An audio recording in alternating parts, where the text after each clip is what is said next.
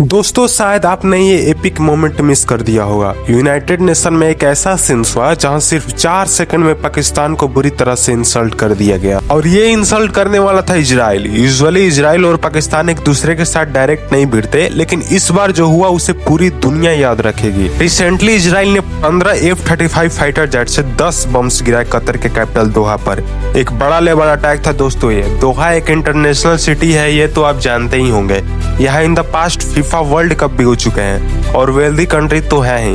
यहाँ लाखों में इंडियंस दोस्तों ये काम करते हैं, इसलिए ये इवेंट पूरे वर्ल्ड में हेडलाइंस बनी। यूएन सिक्योरिटी काउंसिल ने तुरंत इमरजेंसी मीटिंग बुलाई और इस बार जो यूजुअली इजराइल को सपोर्ट्स में कंट्री होती हैं लाइक यूएस, यूके, फ्रांस, उन्होंने भी ओपनली अपोज किया इजराइल को। पहली बार देखा गया कि यूएनएससी के 15 मेंबर्स इंक्लूडिंग यूएस ने इजराइल की कॉन्डेमनेशन की।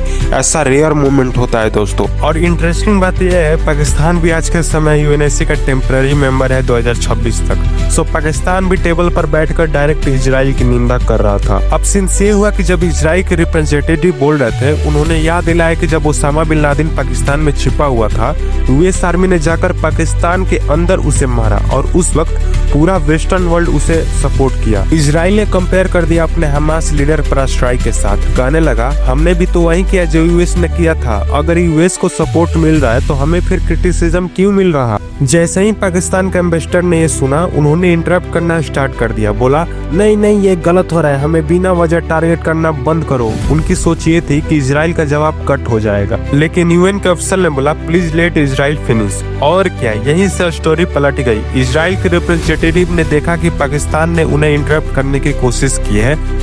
सिर्फ 4 सेकंड बचे थे उनकी स्पीच पूरे खत्म होने में और उन्हीं 4 सेकंड में उन्होंने वो गोल्डन वर्ड्स बोल ही दिया, Pakistan is a state sponsors of terrorism. और बस उस मोमेंट ने पूरे हॉल का मूड बदल दिया। इंडिया के बाद इजराइल दूसरा कंट्री बन गया है जिसने ओपनली यूएन के फ्लोर पर पाकिस्तान को टेररिस्ट स्पॉन्सरिंग नेशन बोला। अरे भाई, सुन के मजा ही आ गया।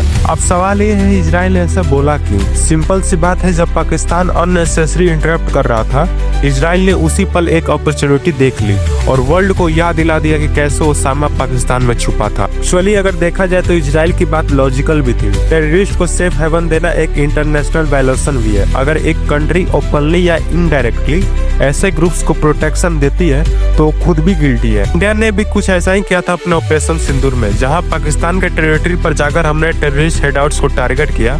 मतलब प्रिंसिपल क्लियर है, अगर आप एक्शन नहीं ले रहे हो तो दूसरी कंट्रीज भाई एक्शन लेंगी। इसलिए इजराइल का स्टेटमेंट एक रिमाइंडर था। ये सिर्फ पाकिस्तान का इंसल्ट नहीं था, बल्कि एक ग्लोबल मैसेज था कि no state can give an shelter to terrorist. तो बड़ा सवाल ये उठता है कि अगर एक कंट्री जहां यूएन डेजिग्नेटेड टेररिस्ट खुलेआम घूम रहे हैं, उसे यूएन में इक्वल स्टेटस मिलना चाहिए या नहीं?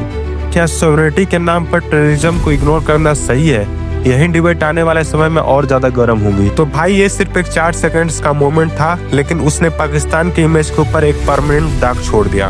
फ्यूचर में इजराइल, तुर्की और दूसरे मिडिल ईस्ट कंट्रीज पर भी एक्शन कर सकता है। वर्ल्ड पॉलिटिक्स और भी ज्यादा अनस्टेबल होने वाली है।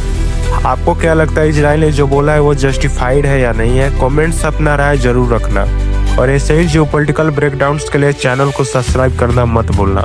जय हिंद दोस्तों।